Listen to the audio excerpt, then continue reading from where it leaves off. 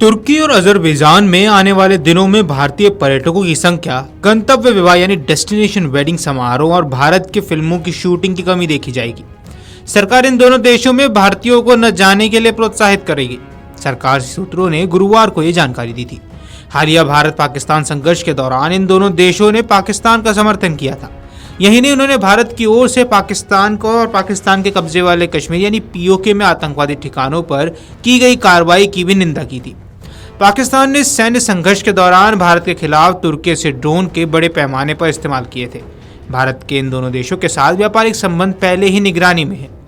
जवाहरलाल नेहरू विश्वविद्यालय सहित कई शिक्षण संस्थानों में तुर्की के विश्वविद्यालयों के साथ अपनी साझेदारी को पहले ही निलंबित कर दिया है और इस पर पुनर्विचार किया जा रहा है।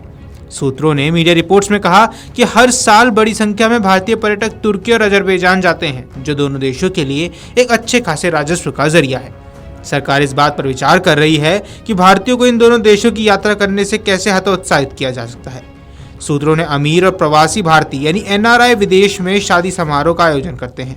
ये एक चलन बन चुका है। भारतीय पर्यटक इन देशों की खूबसूरत दृश्य, आकर्षक कैफे और शानदार रेस्टोरेंट के कारण इन्हें पसंद करते हैं। उन्होंने कहा कि भारतीय लोग डेस्टिनेशन वेडिंग में करोड़ों रुपए खर्च करते हैं, जो इन देशों के लिए एक अच्छा खासा राजस्व है। हम देखेंगे कि कैसे तुर्की और अजरबैजान में भारतीयों की ओर से ऐसे आयोजनों को कम किया जा सकता है। पश्चिम भारत सिने कर्मचारी संघ और अखिल भारतीय सिने कर्मचारी संघ ने बुधवार को भारतीय कलाकारों और निर्माताओं को तुर्की में शूटिंग बंद करने की अपील की। सूत्रों ने कहा कि सरकार की ओर से भी तुर्की और अजरबैजान में फिल्म निर्माता की शूटिंग के समर्थन नहीं मिलेगा। आंकड़ों के मुताबिक 2023 में करीब 3 लाख भारतीय पर्यटकों ने तुर्की की यात्रा की थी और 2 लाख से अधिक अजरबैजान गए थे। अगर आंकड़ों की बात करें तो अप्रैल 2024 से फरवरी 2025 में तुर्की को भारत का निर्यात 5.2 अरब डॉलर था, जबकि 2023 से 24 में ये आंकड़ा 6.65 अरब डॉलर था।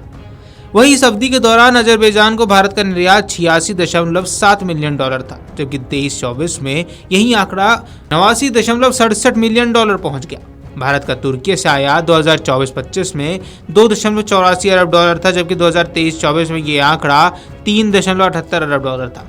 ये भारत के कुल 720 अरब डॉलर के आयात का लगभग 0.5% है। अजरबैजान से आयात 2024-25 में 1.93 मिलियन डॉलर था, जबकि 2023-24 में ये आंकड़ा 0.74 मिलियन डॉलर था।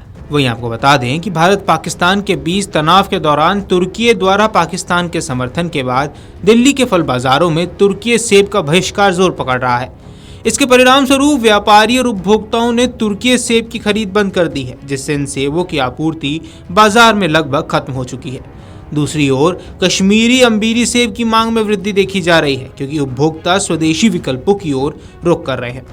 आज़ादपुर मंडी, ओखला मंडी और दिल्ली की अन्य मंडियों में तुर्की सेब का व्यापार होता है। वहां से व्यापारियों ने सेब का आयात बंद कर दिया है। इससे तुर्की सेब की बिक्री में गिरावट देखने को मिली है, जिसका सीधा लाभ कश्मीरी व्यापारियों को मिल रहा है, जिसकी वजह से इसकी मांग करीब 25 से 30% तक बढ़ गई है। सेब का बहिष्कार कर आयात पर भी रोक लगा दी गई है। भारत पाकिस्तान के बीच तनाव के दौरान तुर्की द्वारा पाकिस्तान के समर्थन के बाद दिल्ली के फल बाजार में तुर्की सेब का बहिष्कार जोर पकड़ गया। वहीं आपको बता दें कि तुर्की अजरबैजान के साथ व्यापार का बहिष्कार करके यूपी से दोनों देशों को करीब 1600 करोड़ रुपए का झटका लगेगा।